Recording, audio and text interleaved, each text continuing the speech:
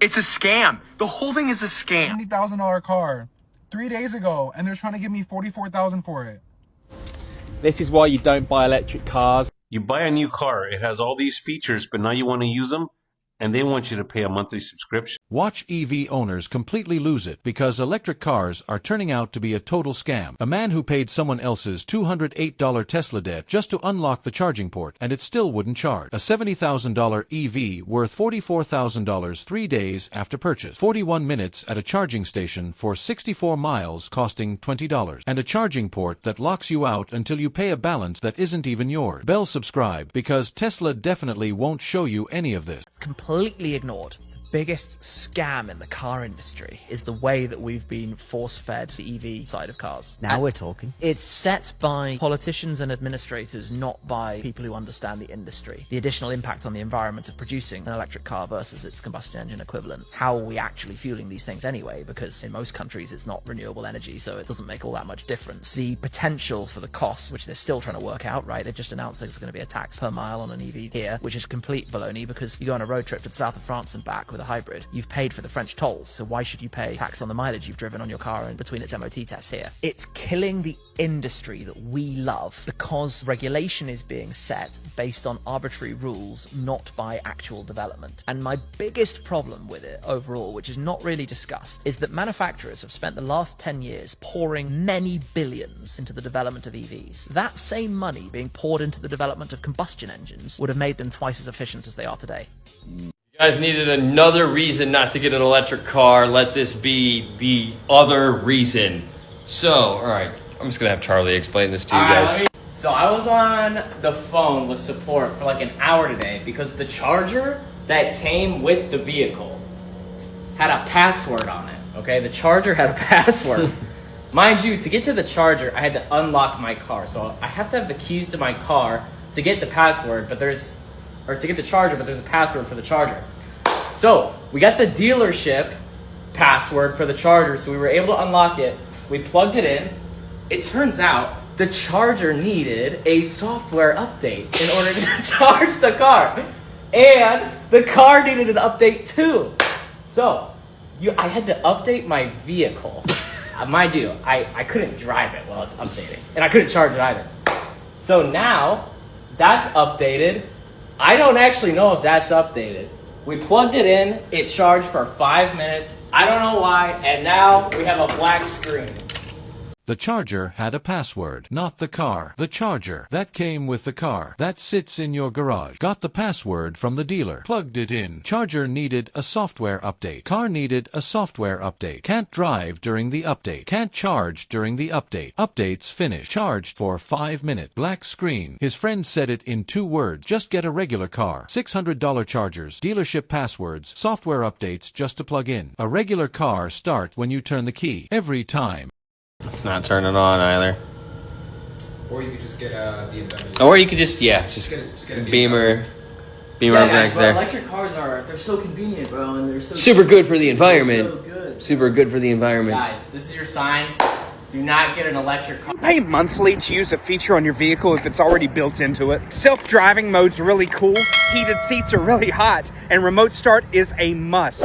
But would you actually buy a vehicle if you would have to pay monthly to use those features? I think BMW has learned the lesson and taken away the subscription to use the heated seats, but Tesla has the self-driving mode that you have to pay for.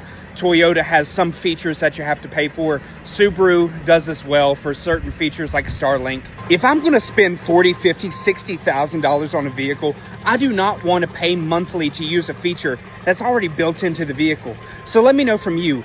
Would you buy a vehicle that you had to pay a subscription to use something on the vehicle? Let me know, and make sure to follow Cole Honda Tyler for more content like this. Lexus just called me and refused to buy my car back for the amount and try to say that it's only worth $44,000. You sold me a car telling me it was almost $70,000, and you're calling me to tell me that it's only worth $44,000 right now? I'm gonna see how much CarMax gives me, because no, this is getting ridiculous, you guys.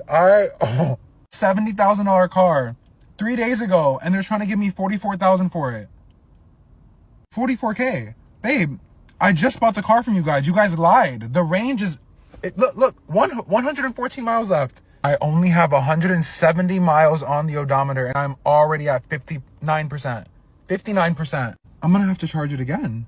I don't even want to drive this car anymore. Oh my God, you guys. I'm actually upset now. It makes me hate this car. I regret this so much. Oh my God. I'm trying to calm myself down right now. This is why you don't buy an EV. The Hummer's the problem. The charge stations are the problem. I have no idea. Fairly easy. We just increased our range to 98 miles after waiting around for 45 minutes. But the real question, how much did it cost? I am actually in shock right now. We just sat here for 41 minutes. It cost me $19.80, and we added an additional 64 miles for $20. It is more expensive to charge an EV, plus we had to sit here for 41 minutes. It's a scam. The whole thing is a scam. 170 miles on the odometer, already at 59% battery. The range they advertised and the range she's actually getting are two completely different numbers. And when she charged 41 minutes, 64 miles added, $20. She did the math out loud. More expensive than gas, plus the time, plus the weight. The entire EV pitch is built on one promise: save money on fuel. She's spending more, just slower, and sitting in a parking lot while it happened. The whole thing is a scam. Her word, not mine. Cars. Oh, fuck, don't even start me. I hate electric cars. I think it's a big fallacy and a joke that a lot of people are bought into. It's government driven. It for is no totally benefit, government driven. but and no I don't benefit. understand that. And I'm on the record. I think it's a fucking joke. Electric cars are a disgrace. They cause more damage to the environment. People want to feel good at night that we're saving the 100%. environment. Yeah. What people don't realise is if one street in a suburb with the average of 2 cars per household and an average street of 40 houses will collapse the grid. Yeah, totally. Okay? Yeah. And there's not enough extension cords in the world to drive from here to Sydney. They are banned from anything to do with YTG. Everything here is petrol driven. I own all V8s and I love the smell of petrol. I love the smell of realness, and my business will never change. And you will never get an electric car from me. If you want to, go to Harvey Norman. They've got plenty of fridges there. Everybody thinks electric cars save you money. That's literally every EV owner's only argument to why they bought one. I'm a car dealer and I see what actually happens after people buy them. Yeah, you're not spending money at the pump, you're not paying for gas, but that's not where people lose money. The value on EVs drops so fast, especially brands like Tesla. Over 60% value lost in just a few years. Also, something happens to the car, like a little accident or a quick repair. Now you realize parts are expensive, and don't forget about the battery. First of all, the more you drive it, the more it gets weaker. And when you're out of warranty and you need to replace it, that's the most expensive part. Insurance companies know that. And that's why your insurance ends up being higher too. And charging. At home it's cheaper, not gonna lie. But people who rely on public charging, prices are going up and it's not as free as people think. Don't get me wrong, for some people an EV makes complete sense. But buying one thinking that you're gonna save a lot of money, when you add everything up, you realize that saving money on gas don't offset all of these costs like people assume. Follow me for more videos on the car industry from a car dealer. A car dealer, someone who watches people buy and sell EVs every day, broke it down in under a minute. You save on gas. That part is true. But the value drops over 60% in a few years. Parts are expensive. Battery replacement, the most expensive part on the entire car, comes out of warranty eventually. Insurance is higher because insurers already know what repairs cost. And public charging prices keep rising. Add it all up, the gas savings don't cover any of it. For some people, EVs make sense. But buying one to save money? Run the actual numbers first, not the ones in the brochure. Do you want to know what the absolute worst thing about having an electric car is? It's not the range, it's not the time it takes to charge, it's not looking for chargers, it's none of that. It's these. Pending deposit on charging. The rapid charging companies do this all the time. They take 40 quid, 45 quid sometimes, at the beginning when you start charging. Sometimes the charge doesn't work, but you still have that money in limbo. And it sometimes takes up to a week to come back to you. And sometimes the charge doesn't work 3 times in a row. So you can be out of pocket by well over £100. Now, Ubertricity have started doing it. It used to be £25 as a deposit because it's a slow charger. The most a charge can be is like 16 quid. So £25 deposit, I get it, right? But they put it up to £40, and the last 2 times that I've gone to charge, I have been charged 3 times £40 deposit, and I am still, today is Saturday, I'm still waiting for £80 to be paid back to me from Monday. I charged again on Wednesday, they took another £80, and I'm still waiting for that. So £160 that I am waiting for because Ubitricity's setup is so crap. And when I phone them, they blame the bank. They say, oh, we can't do anything about it, it's your bank. You phone the bank, and the bank says, oh, it's Ubitricity. So, like, computer says no, computer bloody says no. That is the worst thing about electric cars. Imagine going to a petrol station, and they take 40 quid off you when you start to put petrol in your car, and then the petrol pump doesn't work, so they take another 40 quid. Imagine if that money didn't get paid back for over a week. It's mental. How is this allowed? How is it allowed? You pull up to charge. They take £40 as a deposit before you start. Charger doesn't work. They take another £40. Try again. Another £40. £160 sitting in limbo. Bank says talk to the charging company. Charging company says talk to the bank. Nobody does anything. Money gone for a week. He said it perfectly. Imagine going to a petrol station, the pump doesn't work, they take £40 anyway, and then tell you to wait a week to get it back. Nobody would accept that at a gas station for 1 second. EV owners accept it every week because they have no other option. This is why you shouldn't buy an EV, but you should buy a combustion. Sure, you can charge this at home. Sure, you can get around. You don't need to buy fuel. I mean, you do need a battery for this. Guess what? Open up not your checking account, not your dad's checking account, even including your grandmother's checking account. With this, you don't have that. We're not talking about Toyota versus Chevy.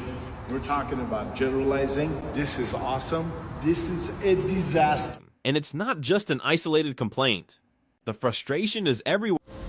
This is why you don't buy electric cars. So my uncle's car has died in the middle of the supermarket car park. His fob battery has obviously ran out of juice. So his windows were down.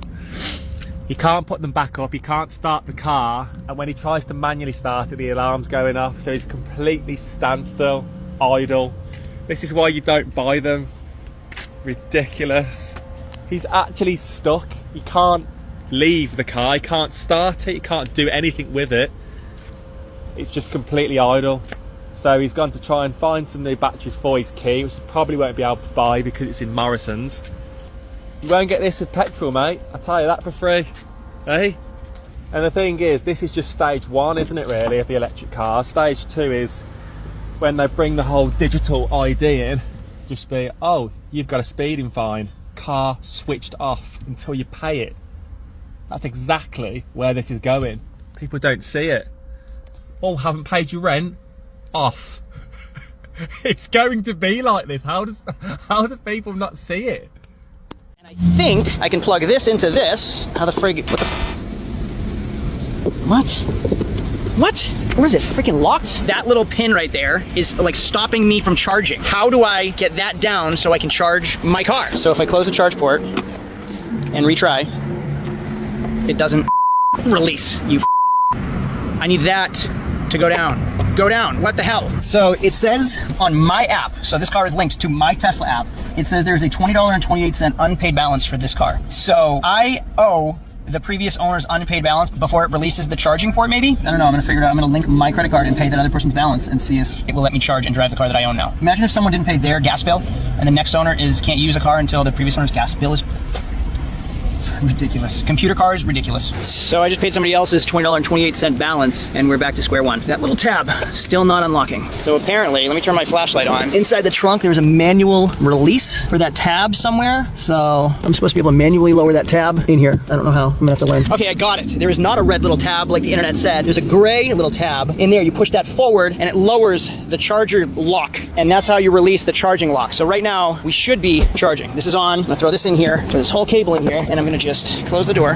There we go. So it should be, let me see if it's charging. Charging disabled when using manual release. You're kidding me, right? Okay, so when you manually release that charging port, it won't charge the car. Charging disabled when using manual release. Close charge port and retry. So just to recap, I have 9% battery life, but my car is stranded with no battery. It won't move. I brought power and a Tesla charging cable to charge the Tesla. But I can't manually release the tab that's locked because if I do, it won't let me charge the car that needs to be charged because nothing will work unless it's charged. That's how electric vehicles work. Close charge port and retry. I just did a hard reset and it said ready to charge. But now it says charging disabled when using manual release. I don't have a option. I don't have an option. Reboot. What's it say? It just says charge port open. That's it.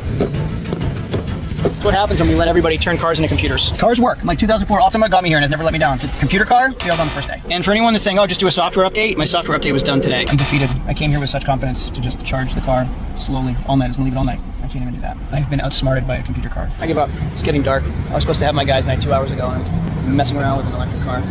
Ruined my night. And the wife isn't happy with me either because I'm defeated. I lose. You win, I lose. This is gonna stay here and now what? Do I just have to have it towed to the Tesla dealership so they can plug it in their computer and manually, electronically unlock it and then charge it, and then that costs me how much? Because you can't just put a gosh darn gas pump in your mechanical lever that opens up and fill it with liquid. Everything's got to be smart. Okay, I quit. I'm leaving. It says ready to charge, but it says charging disabled when using manual release. It's not ready to charge. We all know why. I set a current charge schedule for 7:45. It is 7:39. It goes by 15-minute increments. I quit. I'm defeated. You win, Tesla. You're smarter than me. I lose. I don't know what I'm going to do, but I am missing something that would make me smile instead of something that gives me more aggravation. So I am getting the heck out of here. I really wanted to give you a chance, dude. The idea could be so cool to buy an $8,500 EV instead of paying $5 a gallon for gas. You could pay $8,500 for an electric vehicle that has 98,000 miles. That isn't a lot. This 2004 Ultima has 105,000 miles. 98 is not a lot of miles. And it's a 2015. He bought the car.